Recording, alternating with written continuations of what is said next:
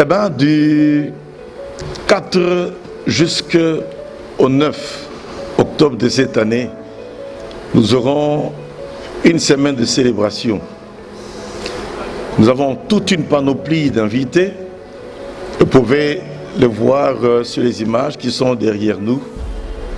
Ils viennent de la France, ils viennent d'autres pays. On a nos pasteurs qui tous vont être là.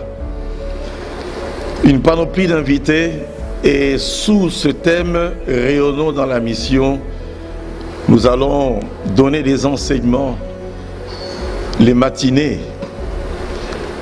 de 9h pratiquement jusqu'à 13h, et les après-midi il y aura des plénières. Il y a tout un programme qui est déjà élaboré pour ça. Rayonnons dans la mission. Pourquoi ce grand thème? Je voulais dire également que les matinées, il y a des enseignements, les après-midi, il y aura des plénières. Pourquoi ce thème bien-aimé? Je veux dire ceci. L'Église existe pour la mission. Et la mission est là pour fonder également des églises. Je ne suis pas vraiment fête, c'est pour cela que vous constaterez même que à 10 ans, 15 ans, etc., il n'y a pas eu de grand chose, on fait des séminaires tout simplement. Mais 25 ans, c'est quand même un quart de siècle. 25 ans, c'est très significatif. On fera aussi à 30 ans quelque chose de costaud, parce que 30 ans, croyez-moi, ce n'est pas peu. Il y a tant de 30 ans, 25, 30, et après, bon, 25, 35, on va sauter pour aller à 40 ans. Et si Dieu nous prête vie, on va fêter 50 ans. Ben, ce sont de gros chiffres ronds, mais un quart de siècle d'église, ce n'est pas facile. On a eu beaucoup de larmes qu'on a versées ici. On a vu la main de Dieu. Donc c'est pour nous une façon de dire merci à Dieu en faisant en tout cas ces manifestations sous l'inspiration de la grâce et sous la pensée ou la propulsion missionnaire. Voilà. Donc c'est 25 ans. On passe maintenant aux questions de l'autre personne. 25 ans, pas facile. Quel a été votre secret? Je veux dire ceci, je n'ai fait que reproduire ce que j'ai vu chez mes pères spirituels. Tout en comptant sur le Seigneur, bien sûr. D'abord, tout est grâce et rien qui est grâce. On peut me voir comme ça prêcher, mais je peux vous assurer que tout au début, j'avais quelques difficultés, même à l'école publique, pour parler devant 15-20 personnes. Et j'en ai eu des blocages. Et je me rappelle même des fois à la borne, quand on veut me dire, Safari, tu vas prêcher au mariage, je dis non, pardon, c'est tout juste. Si on peut me programmer une semaine, comme ça j'ai le temps de me préparer. Donc ce n'est pas facile. Et croyez-moi, c'est toujours avec beaucoup de crainte et de tremblement qu'on se met devant le peuple de Dieu pour pouvoir prêcher. C'est toujours avec beaucoup de crainte et de tremblement qu'on essaie d'organiser. Mais je n'ai fait que reproduire ce que j'ai vu chez mes pères. Que ce soit à Bruxelles, où j'ai eu la grâce de pouvoir, à un moment, pendant mon temps de stage, accéder au comité. J'ai vu comment est-ce que le comité travaillait. Quand j'étais à l'école biblique, j'étais dans le comité des étudiants, juste après une année, parce que c'était 2 ans et demi. J'ai eu la grâce à la borne d'être dans le comité à un certain moment, parce que j'ai eu à être enseignant des adolescents, un des encadreurs dans la jeunesse, et puis devenu responsable des conseillers, puis je suis devenu diacre, puis je suis devenu un ancien. Donc j'ai assisté au comité des anciens jusqu'à ce que je devienne maintenant pasteur. Alors je ne fais que reproduire. C'est-à-dire qu'avec le pasteur Vernon, on avait régulièrement une réunion du comité. Et dans cette réunion du comité, eh ben, on échangeait sur tout ce qui concerne en tout cas l'Église. 1h, 1h30 de prière, puis on partage par rapport à la vie de l'Église. On partage par rapport aux finances de l'Église. On partage par rapport aux projets à venir. On discute par rapport aux gens qui doivent être formés. Alors moi, quand je suis venu ici, je me suis dit, bon, je vais faire une réunion par mois avec le comité et régulièrement, sauf si je suis absent. Et une fois tous les 2 mois, j'ai réunion avec tous les responsables de département. Et dans cette réunion, chaque responsable, on prie d'abord, puis chacun a à présenter le rapport de la marche de son département. Et on peut échanger tous ensemble, on se sent à l'aise pour faire des remarques, pour faire des compliments, sans pour autant se faire des écorchures. Donc avec amour. Et une fois tous les 3 mois, j'ai réunion avec tous les ouvriers de l'église. Mais avec les circonstances où je commence à beaucoup bouger, il arrive à ce qu'on a sauté, qu'on a fait ça une fois seulement sur les 6 mois. Et même tout au début, on donnait aux ouvriers de dire ce qu'ils pensent de l'église. Voyez? Mais avec la croissance de l'église, on ne peut plus, parce qu'on n'a pas assez de temps. Ce qui fait que les grosses discussions se passent dans les comités et avec les responsables des départements. Et je crois que c'est ça.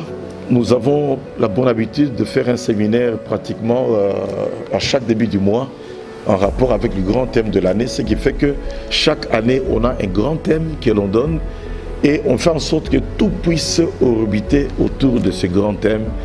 Et quand on fait des séminaires, c'est autour de ces grands thèmes. Le secret, c'est qu'il y a une confiance entre nous. Je confiance dans mes collaborateurs. Les collaborateurs ont confiance en moi. Je n'avais pas besoin d'aller tout le temps en Chine pour voir comment est-ce qu'on est en train de remplir le conteneur. Je lui fais confiance. Lui qui était notre Betzalel. Vous voyez, je confiance dans tous nos services, confiance dans chaque responsable du département. Et je leur dis, vous ne le faites pas pour moi, vous le faites pour le Seigneur. Et bien sûr, j'ai un regard, ça me fait grand plaisir. Parce qu'on disait de Josué, serviteur de l'Éternel et serviteur de Moïse. Il y a une confiance qu'on a développée, même en matière d'argent, et une certaine transparence. Les gens donnent leurs dîmes, leurs offrandes, je ne regarde pas l'argent. Ma femme ne compte pas l'argent. Aucune centime ne va dans mon coffre. Le dimanche, tout est compté. Il y a des compteurs qui sont là sous la supervision de quelqu'un de l'administration. Et puis, tous vont signer ce qui est entré. Et après, le tout va être diligenté vers le caissier.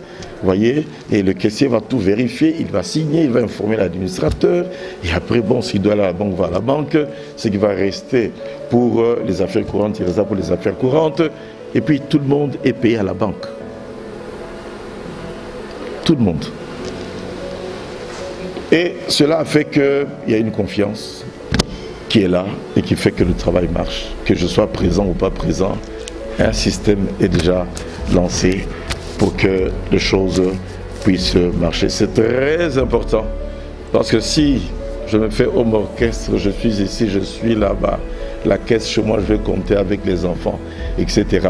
Et nous cherchons surtout et en premier lieu les intérêts de Dieu.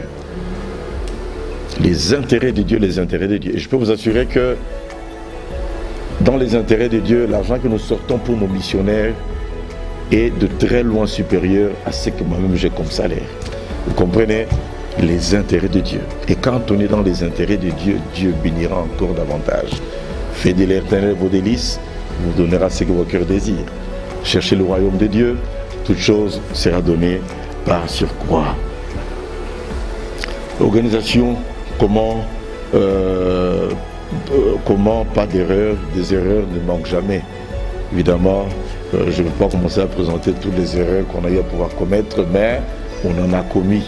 Mais quand on a commis une erreur, je ne veux pas aller me pendre parce que j'ai commis une erreur. Je dis Seigneur, bon, voilà telle erreur qui a été commise, pardonne-nous pour cette erreur-là et aide-nous à pouvoir nous améliorer encore davantage. Les questions de tonton Jaco. Les débuts de cette église, je revenais de la fin de ma formation à Lomé au Togo en 1997.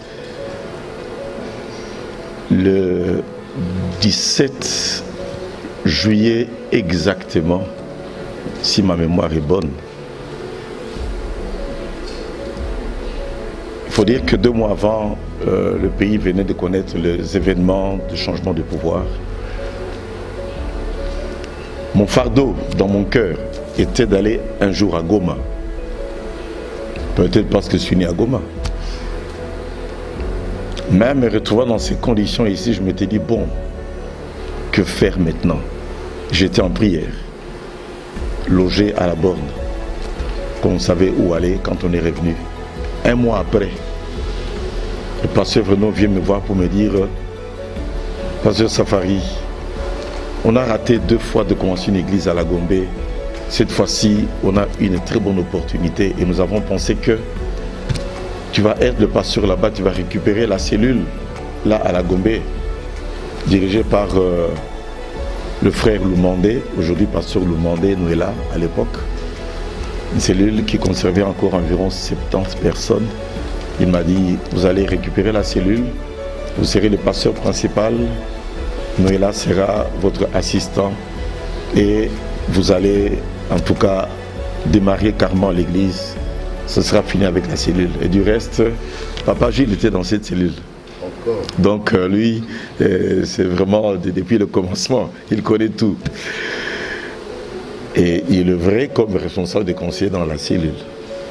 Et c'est comme ça qu'on nous a donné ce qu'on a souvent donné, par la grâce de Dieu, un peu, mais qui était béni. L'église a loué cet endroit. D'abord, on a loué cet endroit ici parce que c'est au même endroit. Et on a eu à faire du porte-à-porte avec l'équipe d'évangélisation de la Borne. C'était un mercredi, jeudi et vendredi. Non, on a fait après une campagne de 3 jours ici, mercredi, jeudi et vendredi. Et après le dimanche 5 octobre, on a commencé l'église. Et tous, on était mouillés comme des poules. C'est le pasteur Bomboko qui était l'orateur ce jour-là, que le pasteur Vernon avait délégué.